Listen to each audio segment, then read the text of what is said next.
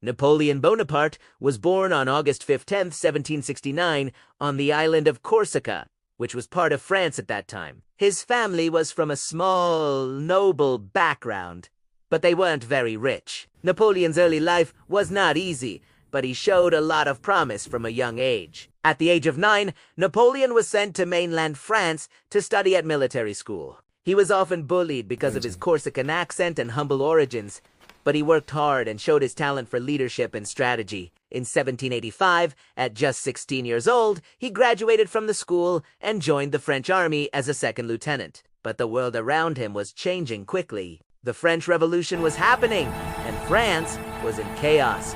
Napoleon was determined to make a name for himself. In 1793, Napoleon got his first real break. He helped the French army capture the port city of Toulon, which had been taken by royalist forces.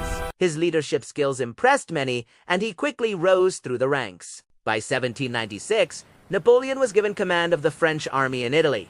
He was just 26 years old. Over the next 2 years, he led his soldiers to a series of impressive victories against the Austrians and their allies. Napoleon's army was small, but his strategy was brilliant. He became famous for his ability to win battles despite being outnumbered. In 1799, after years of political instability in France, Napoleon saw an opportunity, staged a coup, a sudden overthrow of the government, and became the first consul of France. This gave him almost complete power. In 1804, Napoleon crowned himself Emperor of France in a grand ceremony in Notre Dame Cathedral in Paris.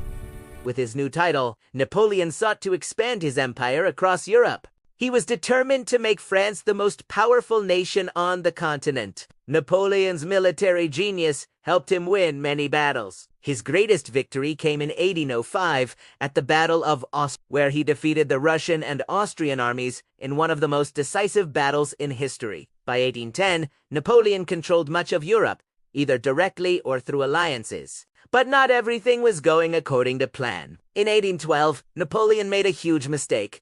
He invaded Russia. The Russian winter was brutal, and his army was not prepared for it. The Russians used a tactic called scorched earth, where they burned their own villages and crops as they retreated, leaving Napoleon's army with nothing to eat. By the time Napoleon retreated, his army was in ruins. Only a few soldiers made it back to France. After this failure, other European countries started to fight back. In 1814, Napoleon was forced to abdicate and give up the throne. He was exiled to the island of Elba off the coast of Italy. But Napoleon was not finished. In 1815, he escaped from Elba and returned to France for a brief period known as the 100 Days. He quickly regained control of the country and prepared for one final battle. This would be the Battle of Waterloo. At Waterloo, Napoleon faced a coalition of British, Dutch, Belgian, and Prussian forces. After a long, hard-fought battle, Napoleon was finally defeated. He was forced to abdicate again and was exiled, this time to the island of St. Helena in the South Atlantic Ocean, far away from Europe. Napoleon spent the last years of his life on St. Helena. He died on May 5, 1821. At the age of 51, the cause of his death is still debated, with some believing he died from stomach cancer, while others think he was poisoned. Napoleon's legacy is still felt today. He is remembered for his military genius, his impact on French society, and the Napoleonic Code, a set of laws that influenced legal systems in many countries around the world.